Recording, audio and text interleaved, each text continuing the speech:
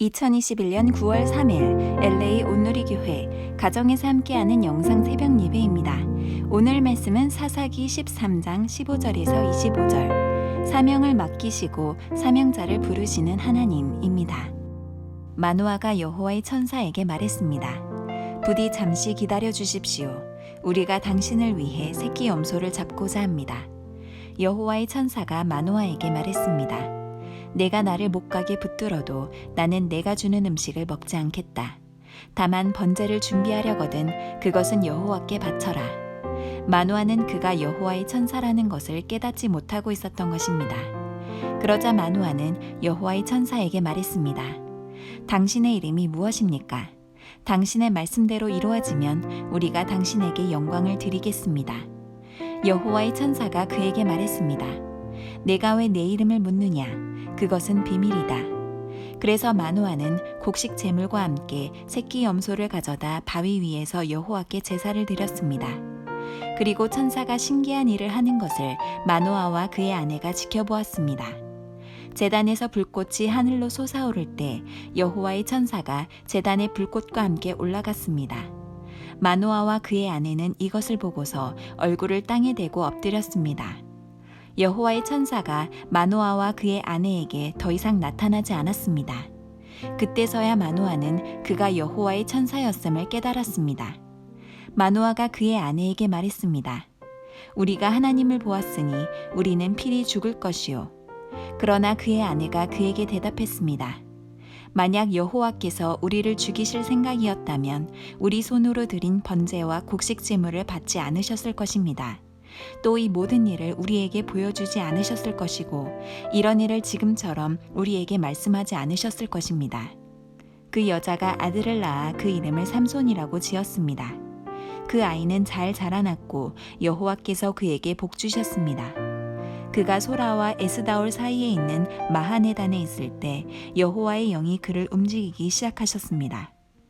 할렐루야. 9월 3일 금요일 새벽 예배에 함께 하시는 여러분들을 주님의 이름으로 환영합니다. 함께 찬양하겠습니다.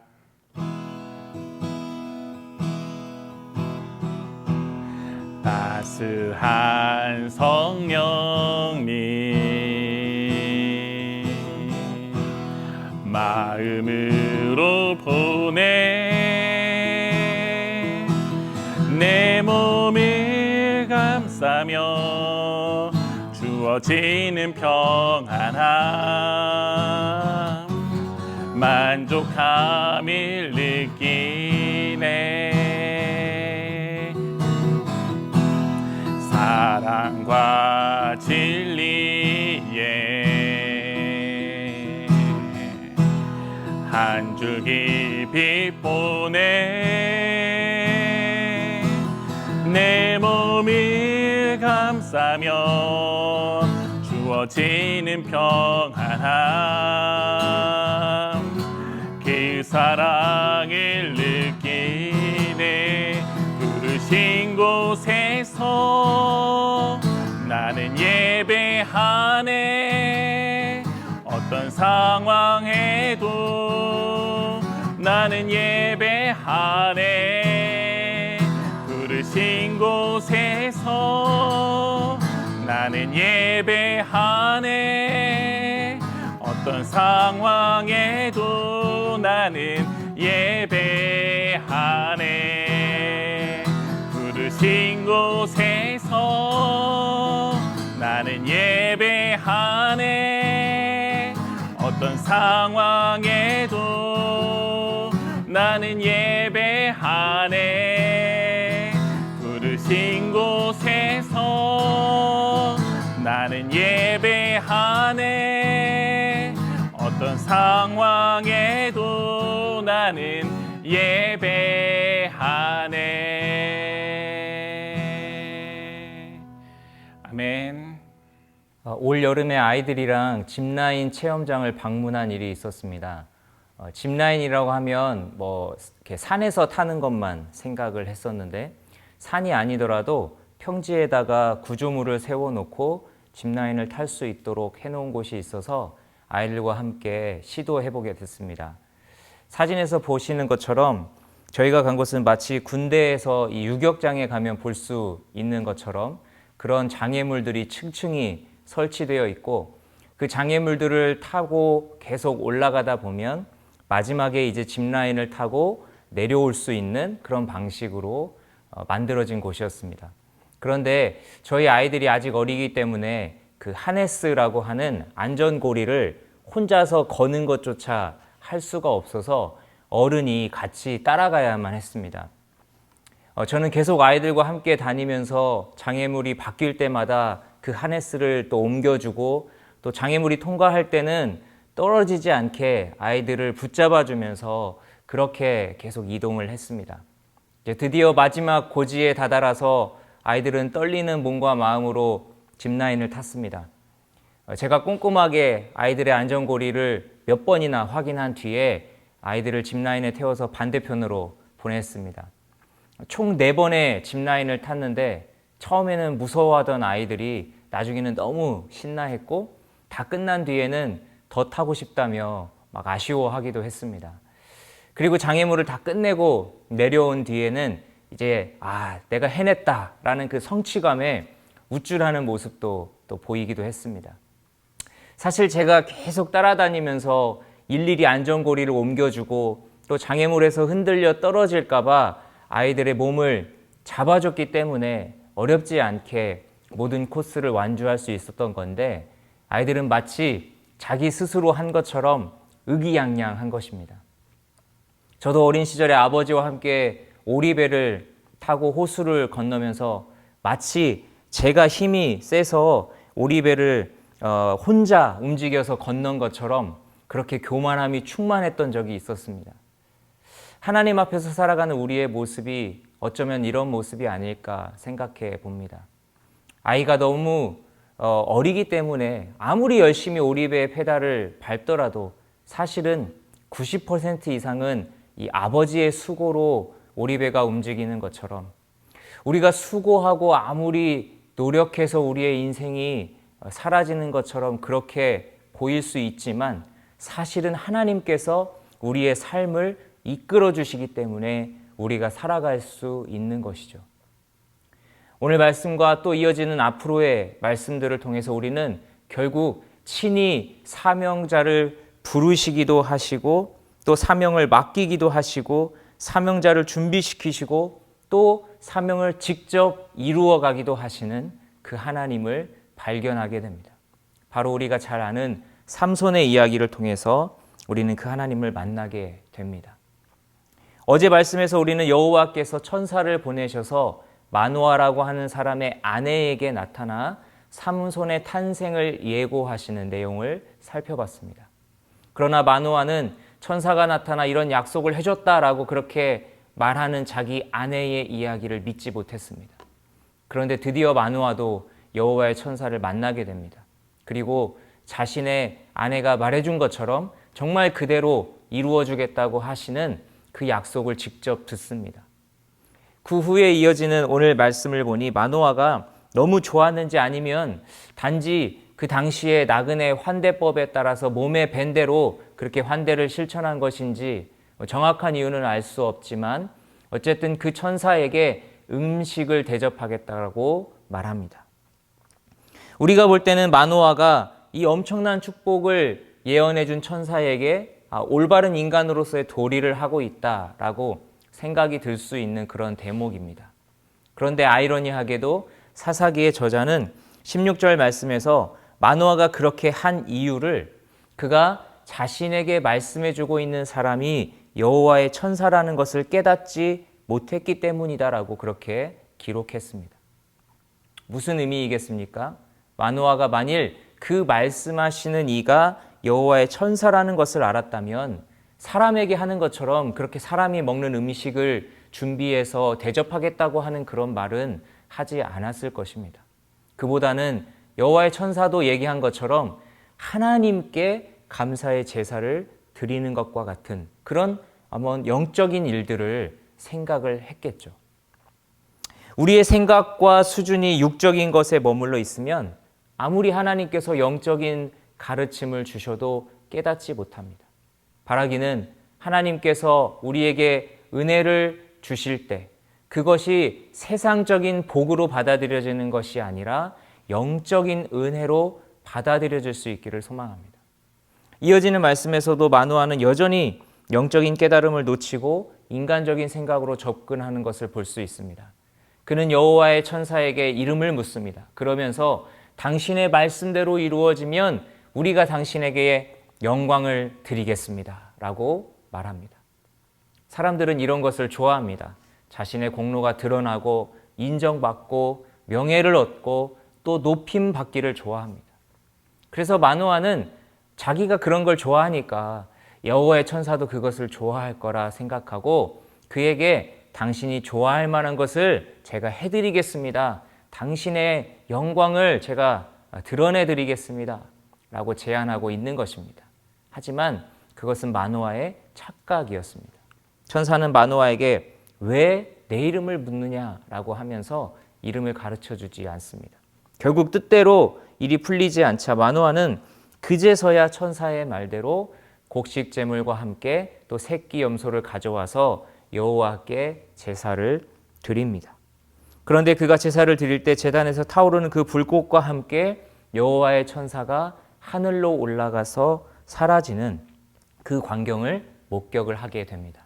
그때서야 마노아는 그가 천사였다라는 사실을 깨닫게 됩니다. 그리고 아내에게 어쩔 줄 몰라 하면서 말하죠. 하나님을 봤으니까 이제 자신들은 죽게 될 것이다 라고 하면서 두려움에 떱니다. 그때 마노아의 아내가 침착하게 그를 안심시킵니다. 만약 하나님께서 자기들을 죽이실 생각이었다면 자신들의 번제와 곡식제물도 받지 않으셨을 거고 또 이렇게 모든 일들을 보여주시고 말씀해 주시지도 않으셨을 거다라고 그렇게 말합니다. 시간이 흘러서 여호와의 천사가 말해준 것처럼 마노아의 아내는 아들을 낳았고 그 이름을 삼손이라고 지었습니다. 삼손이라는 이름의 뜻은 이 작은 태양이라는 의미입니다. 이 이름의 뜻은 어두웠던 당시에 빛과 같은 존재로 태어났다라는 어떤 긍정적인 의미로도 해석이 가능한 반면에 당시에 태양신을 숭배했던 그 시대상이 반영된 것으로 해석이 되기도 합니다. 비록 하나님의 약속에 따라 구별된 나실인으로서 삼손이 태어나기는 했지만 너무나 어두웠던 그 당시의 시대적 배경에서 어쩌면 그의 부모는 올바른 신앙으로 그를 양육하기가 힘들었을 것입니다. 그럼에도 불구하고 그 부모는 하나님께서 명령하신 대로 그에게 포도주를 금하고 또 머리에 삭도를 대지 않은 채로 구별되게 그를 양육합니다.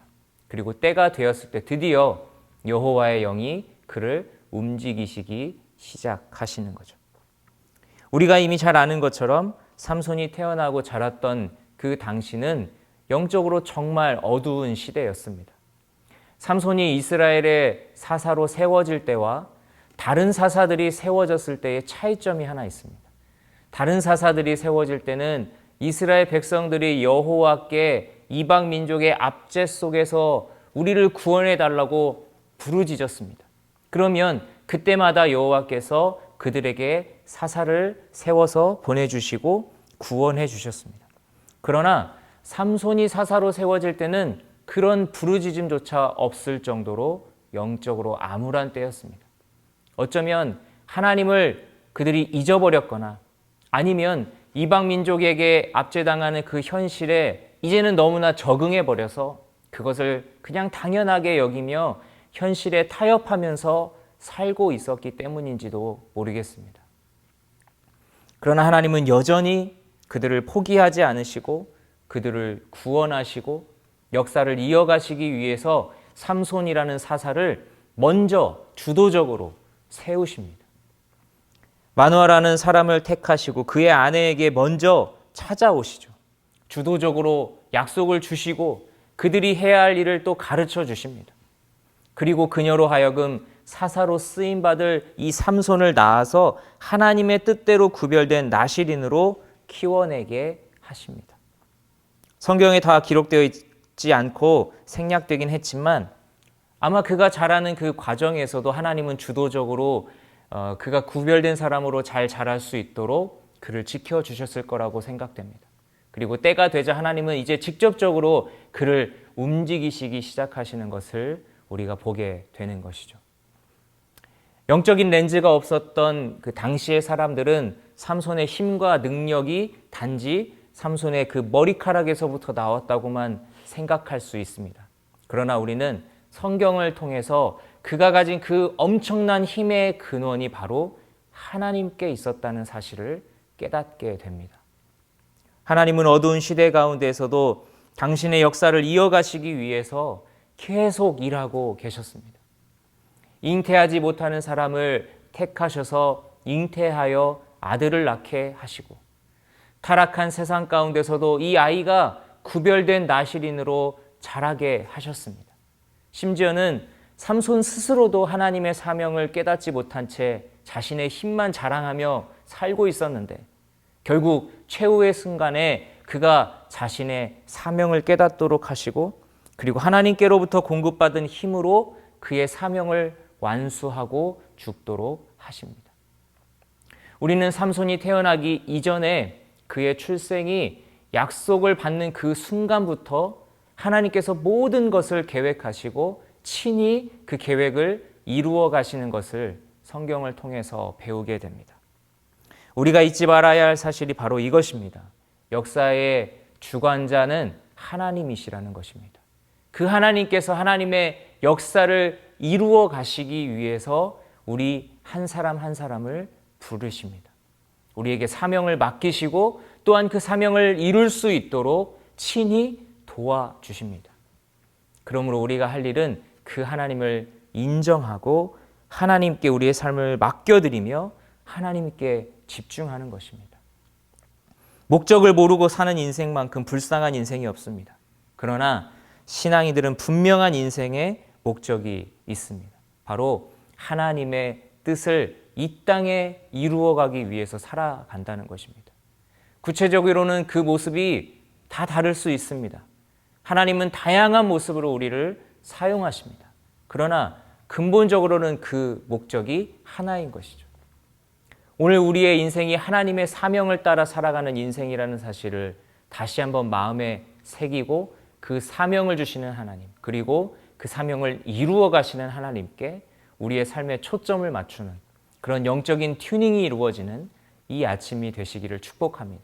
그래서 우리의 인생이 하나님의 뜻대로 쓰임받는 의미 있는 인생들 다 되실 수 있기를 예수님의 이름으로 축복합니다. 기도하겠습니다. 하나님 감사합니다. 우리 인생의 주관자 되시는 주님, 역사의 주관자 되시는 주님, 바로 하나님이신 것을 다시 한번 고백합니다. 우리의 삶의 모든 목적이 오직 하나님의 뜻을 이루어 드리는 것에 있음을 이 아침에 다시 한번 마음에 새깁니다. 하나님, 우리에게 사명 주시고 우리를 부르시고 또 그 사명을 친히 이루어 가시는 그 하나님께 우리의 삶을 온전히 맡겨드리며 온전히 그 하나님께 우리의 삶의 초점을 맞추고 살아가는 우리들 될 수 있도록 도와주시옵소서. 감사드리며 예수님의 이름으로 기도드립니다. 아멘.